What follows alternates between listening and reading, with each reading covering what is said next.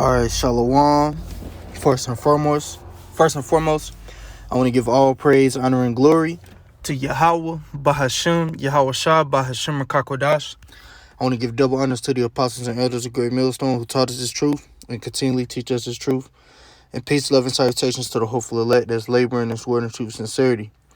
Okay, Lord willing, this video can be edifying, and I'm entitled it, Woe unto me if I preach not the gospel. All right, and that's something that the Apostle Paul said, which I'm going to get in this video. And, Lord willing, you can be edified. But first, I want to start at, I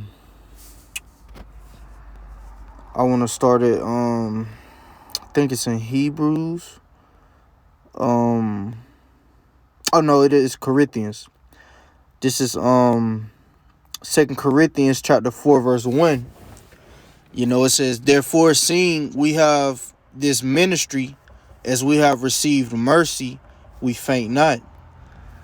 Because that's exactly what the Lord gave us, waking us up to this truth, to open our eyes to this wisdom, knowledge, and understanding of these scriptures, because we could have been like any of these dudes out here, that's just walking by the camp, that's laughing, that's leaving, scoffing comments on the comment board. But the Lord allowed us to, fully come into this word, man. To not only understand and perceive, what the men that he set up are bringing out, but to be out there and teach it, And we ain't supposed to faint. We're not supposed to take that lightly. We supposed to take that and be diligent, man. That's why I say we faint not, meaning, we ain't supposed to be, lukewarm. All right. Because it's either you're going to be on fire or you not.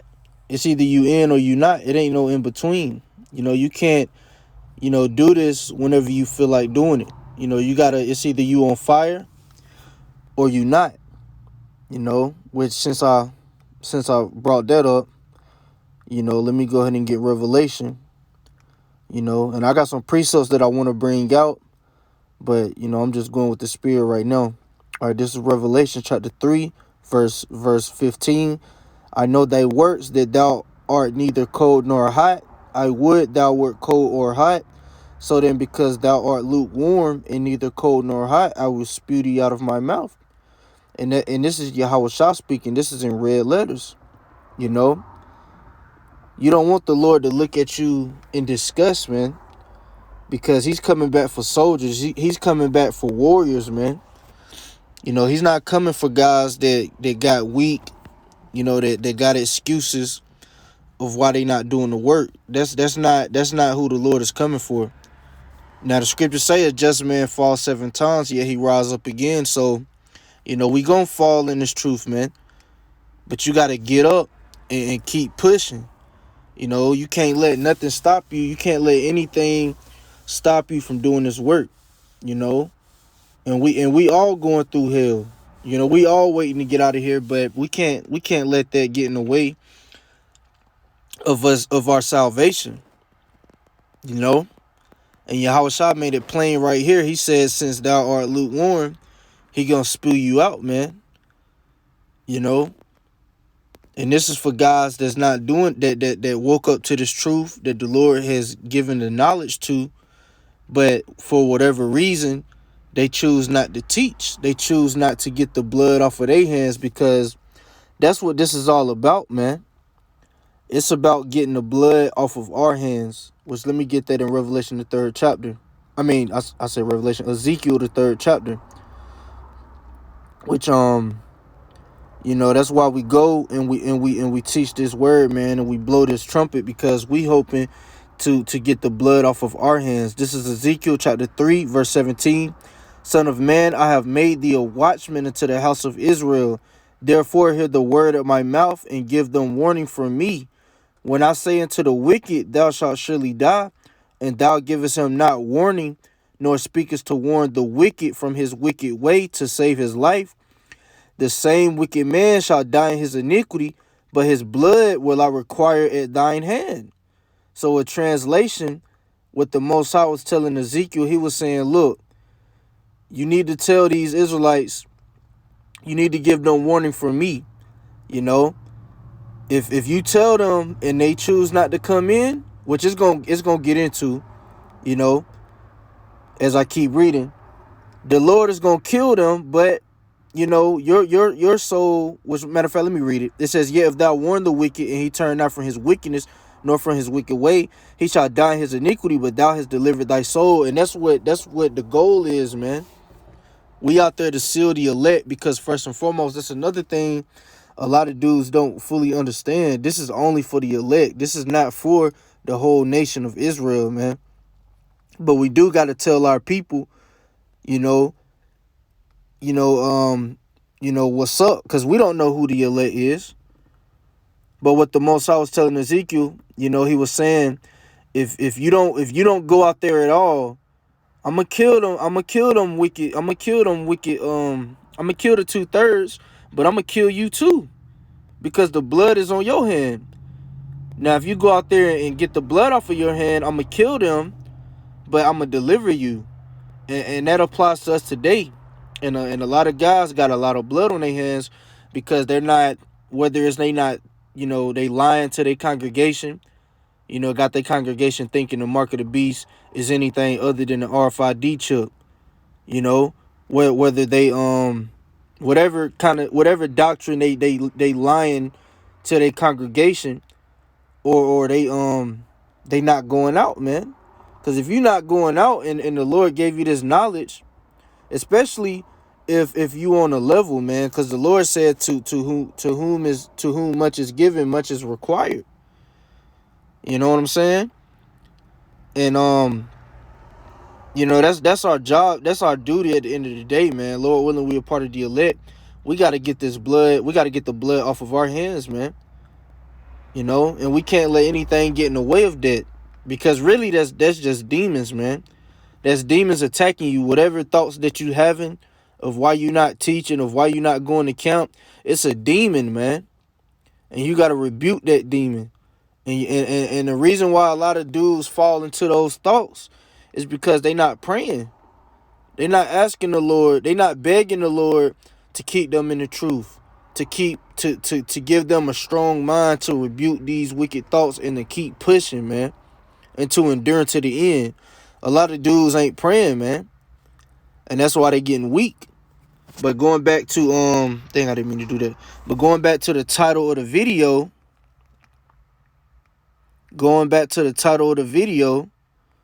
all right, woe unto me if I preach not the gospel. This is 1 Corinthians chapter 9, verse 16.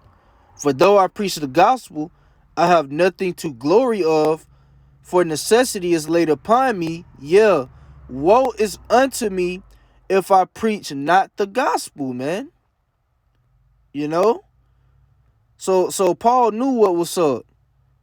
He knew if he took his hand from the plow, the Most High was gonna take him out. You know? And that's the same mentality that we gotta have.